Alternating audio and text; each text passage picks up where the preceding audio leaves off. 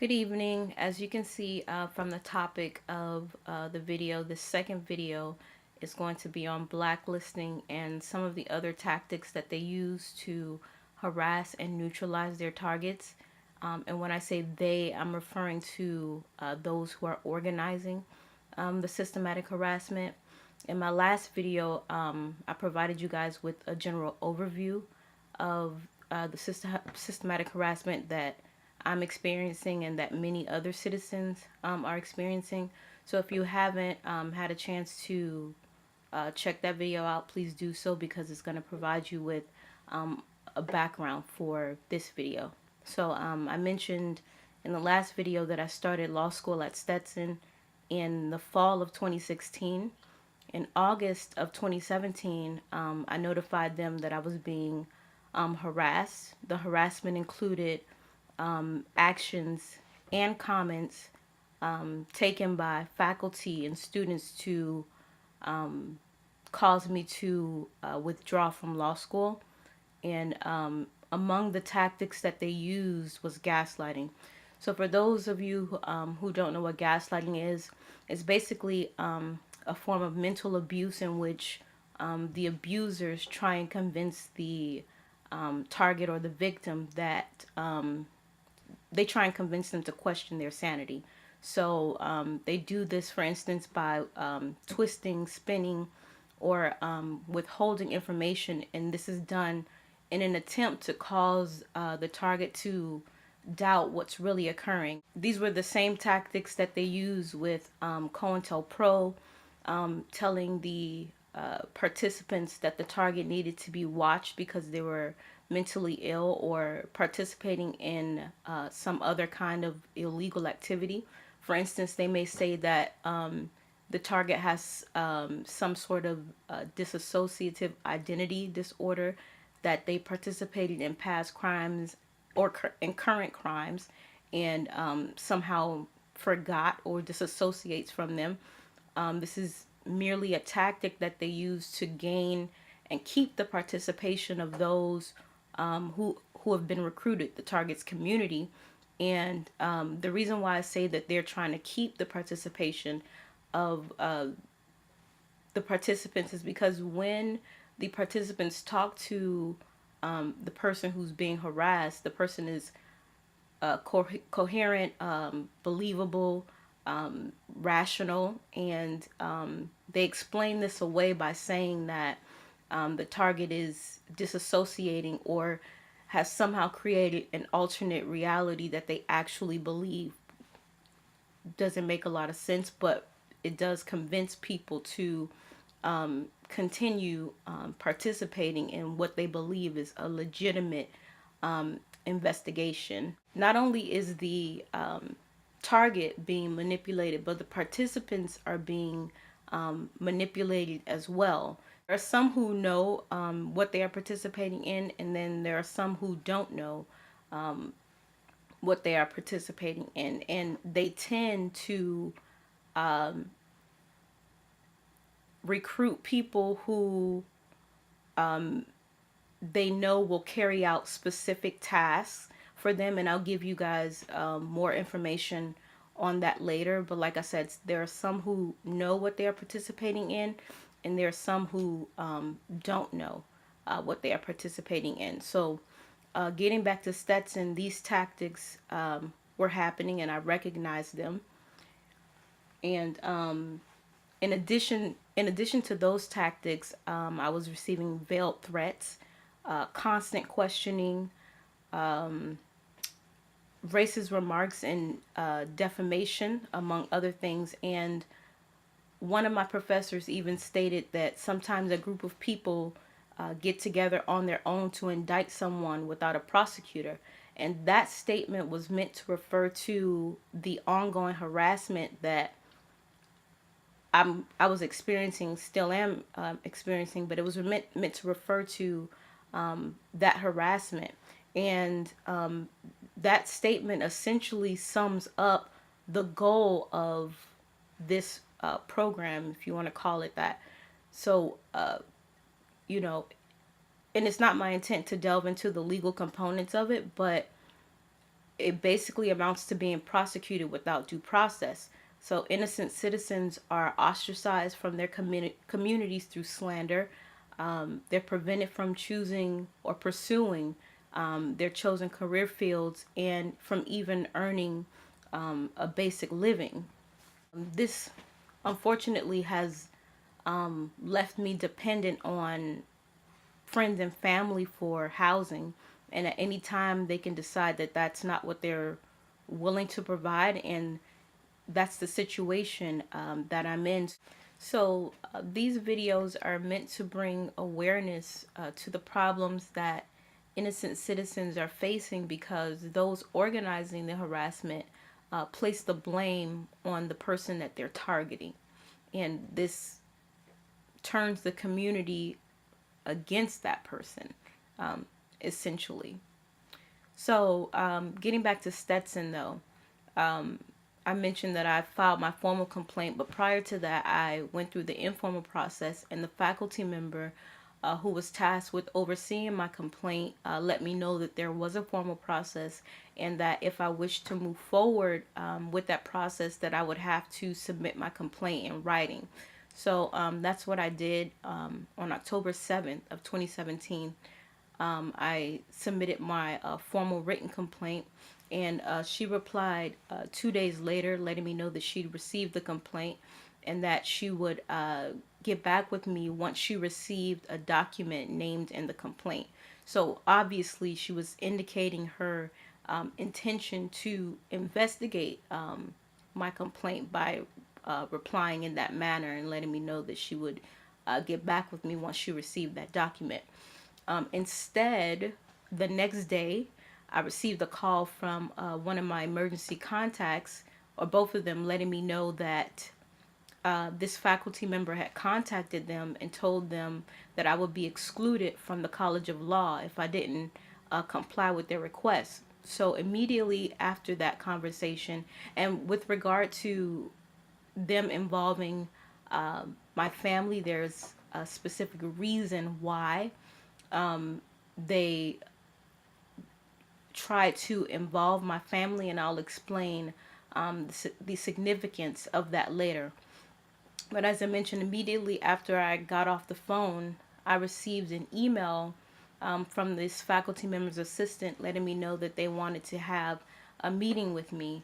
And in the meeting, they basically told me that I had 10 days to provide them with a mental health evaluation, or I would be placed on a college initiated leave of absence. In that meeting, I asked her if she was concerned with my interaction with others, and she stated that she wasn't, and but that she was concerned for my well-being.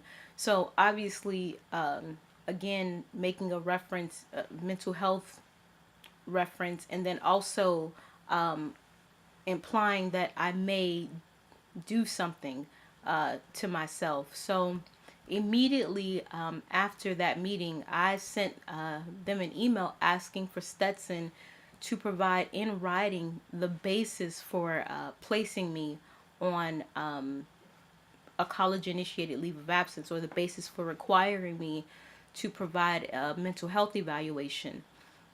She replied letting me know that I needed to provide the mental health evaluation to show that I am fit for the study of law. Now, earlier I mentioned that targets of systematic harassment are prevented from pursuing their chosen career fields.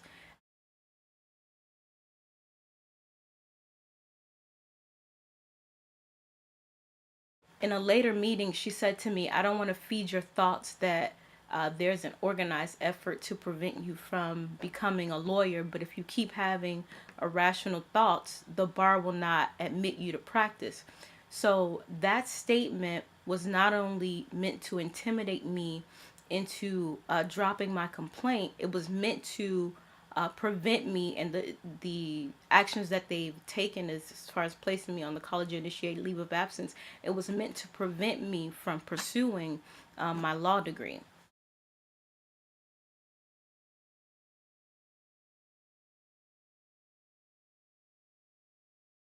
So even though I've maintained my scholarship with a GPA above what is minimally required.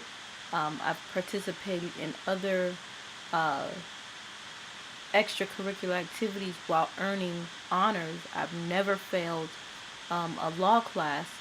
I was asked to provide this evaluation to show that I am fit for the study of law.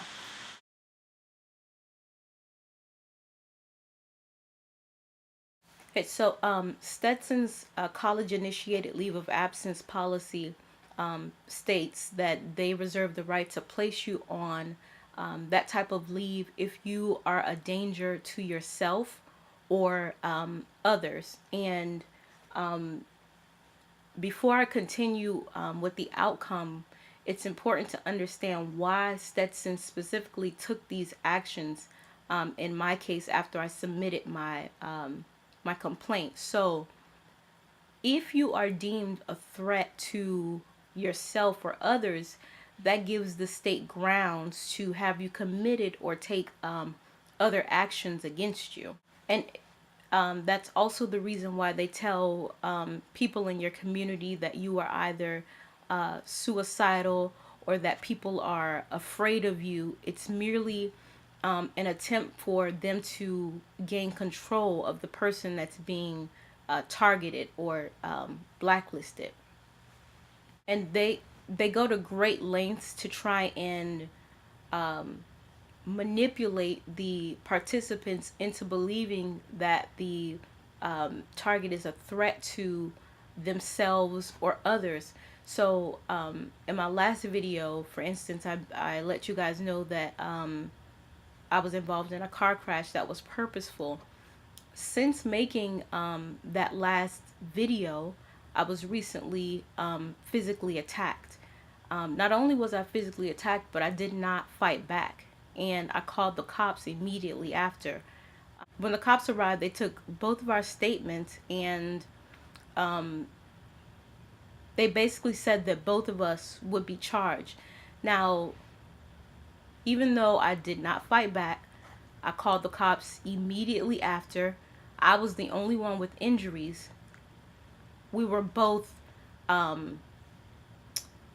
implicated. And I knew that this person was instructed to take the actions that they did against me, and I took steps to even to try and avoid the confrontation because again I knew that the person was instructed to take these actions against me. So even with me not fighting back, clear evidence that the other person was the aggressor, and with me doing the right thing by calling the cops instead of retaliating, I was still retaliated against. And that outcome of the officer saying that both of us would be charged is one of the reasons why I did not fight back. I knew that, those who are organizing the harassment will do anything to make it look like you are the problem. And this was one of those instances. And like I said, I genuinely believe that majority of the people who are participating don't know what they are participating in, but there are some people that they recruit specifically because they know that they will carry out the actions that they want taken against you. And in my case, I've had to resort to recording these incidents due to the slander coming from those organizing the harassment.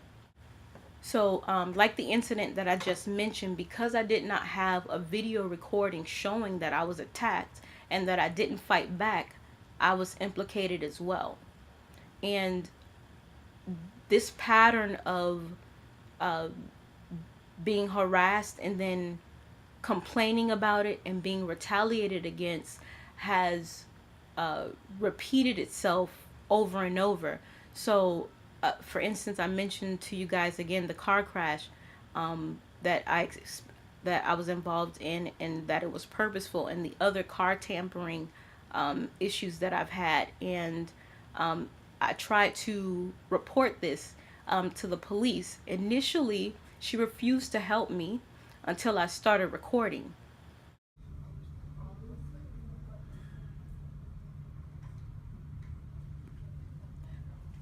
I hope you can read that. Okay. Here it goes. So you're stating that I should just email the video to Yes, this? you can email it. And I'm sorry, that's you? No, Is it's it LMS LMS? HEFFI. Okay. At HESO.tampa. HCSO.tampa.fl.us. Okay. So I think everything else is pretty legible. Just the beginning. It's LMS HEFFI. Okay. Yep.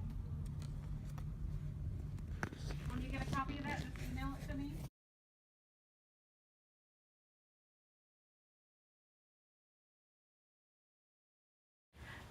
As you can see, the officer provided me with an email address to send the proof of the harassment and the car tampering that I was experiencing. Now, I confirmed with her multiple times the email address because, as you can see on the card, it was not legible. So she confirmed, and as you can see, this email that I sent to her is to the exact same email address that she stated and that I confirmed. But I got a failure notice letting me know that the email address wasn't valid. In the email that I tried to send to her was an update on what had transpired since filing my, since providing her with my statement.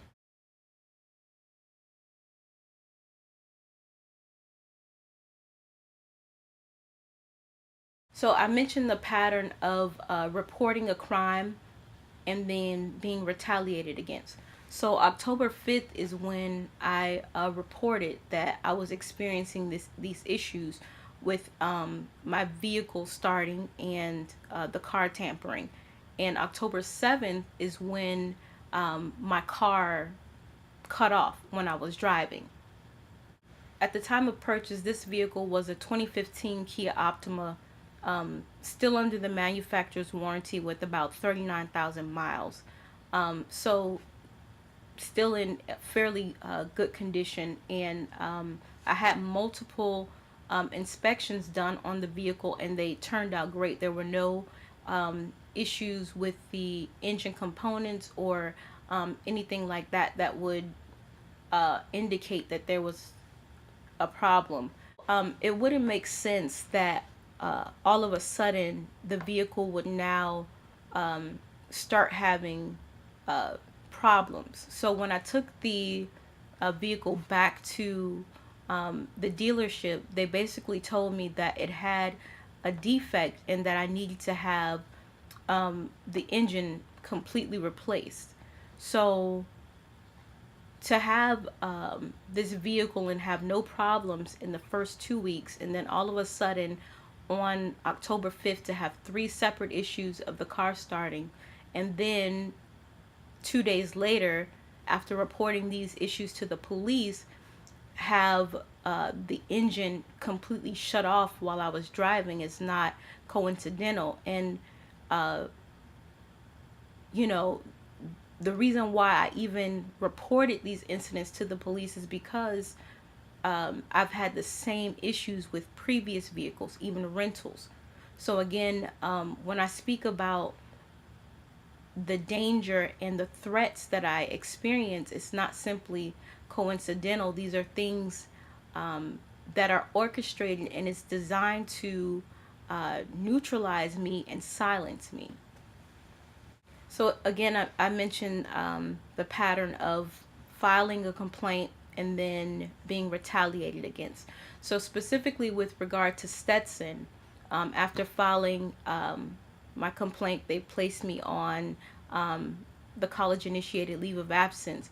Now, I gave you a general overview of what their college initiated leave of absence policy states, but the specific details state that they reserve the right to place you on this type of leave if you've inflicted harm on yourself or others, or if your behavior could lead to harm or potential harm to yourself or others. So, like I mentioned, they stated that I needed to provide the evaluation to show that I was fit for the study of law. There was no mention of any behavior or of providing the evaluation due to any behavior that I had exhibited. So when I essentially challenged them and stated to them that this evaluation could not be used to show that an individual was fit for the study of law, that's when they replied on letterhead the day that I was actually removed from campus.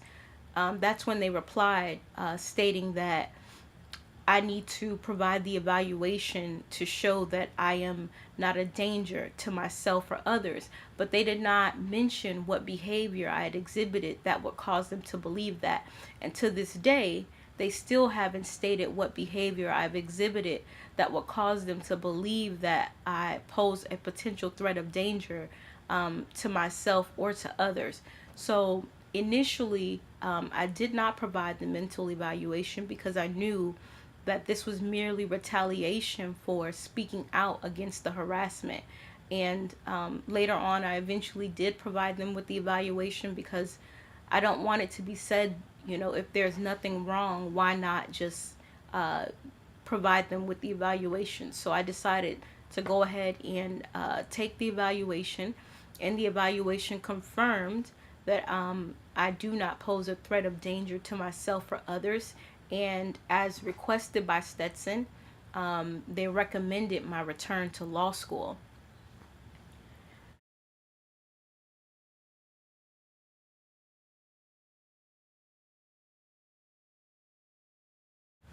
Now, it's important to remember that victims or targets of systematic harassment will be made to appear that they are simply paranoid or that they have some sort of dissociative identity disorder. But again, these are simply tactics that are meant to cause the participants' family and friends to participate in the harassment. As I mentioned earlier, targets of this type of systematic harassment are prevented from choosing or pursuing their chosen career fields. And in my particular case, after I was placed on the leave of absence from Stetson, I've applied to majority of the law schools in Florida, and so far I've been admitted to one law school. But now I've been denied the funding by the Department of Education to actually pursue the degree. So the funding that's generally provided that is not credit based, and the school that I was admitted to is a private school. So the funding that is provided that is not credit based by the government is not enough to cover the tuition at this particular school. So I've had to in the past apply for the Grad Plus loan, and it's the case this time, and that is a credit based loan. I was never previously denied access to that loan, and now that I've been admitted to a law school, I've been denied the funding to actually attend the law school.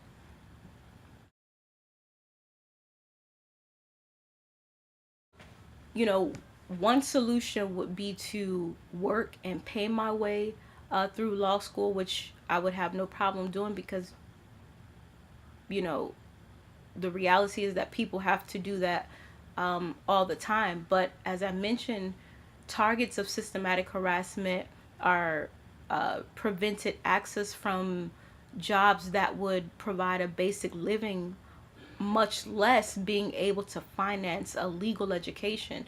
So, unfortunately, that's the situation that I'm in. I'll keep you guys updated on what happens with the Department of Education and also with the other law schools that I've applied to. So, prior to being denied the funding by the Department of Education, I submitted a complaint to them based on the harassment that I was experiencing at Stetson.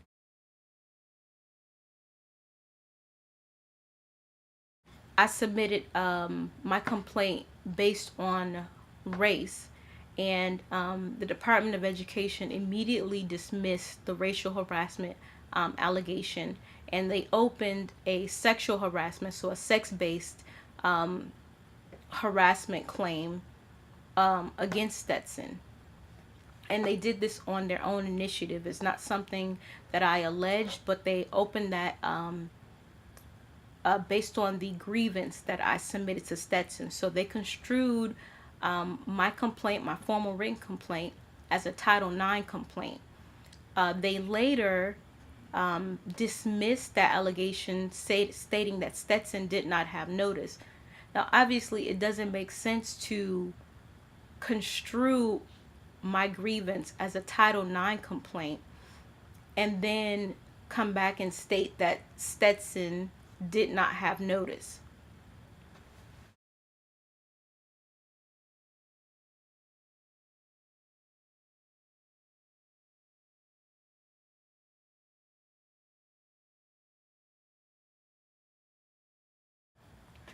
So as you can see, the focus of their investigation was whether they provided a prompt and equitable response to the complainant's sex-based harassment complaint, and whether they retaliated against me for filing a Title IX complaint.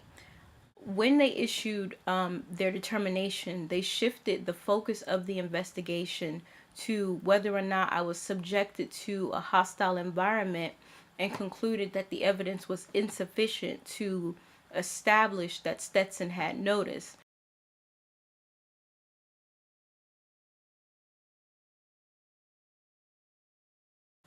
Keep in mind that the Department of Education had documentation and evidence that one of their faculty members provided me with a Title IX pamphlet, obviously satisfying the notice requirement. And again, this is in the absence of it even being alleged. So both the faculty member at Stetson who provided me with the Title IX pamphlet, and the Department of Education opened sex-based harassment issues, and in the absence of it being alleged.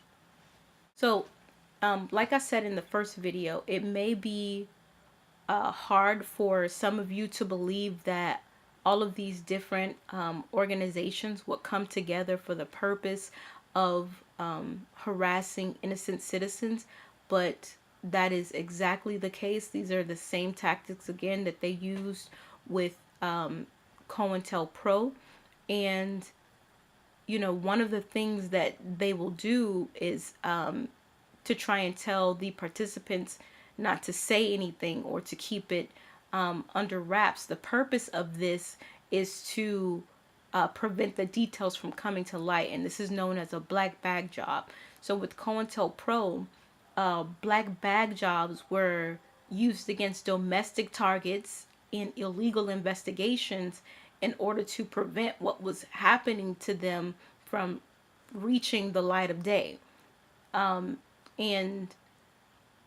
you know, your silence is a part of that, or it's an attempt to keep the details of what's happening from the person, what's happening to the person, from surfacing.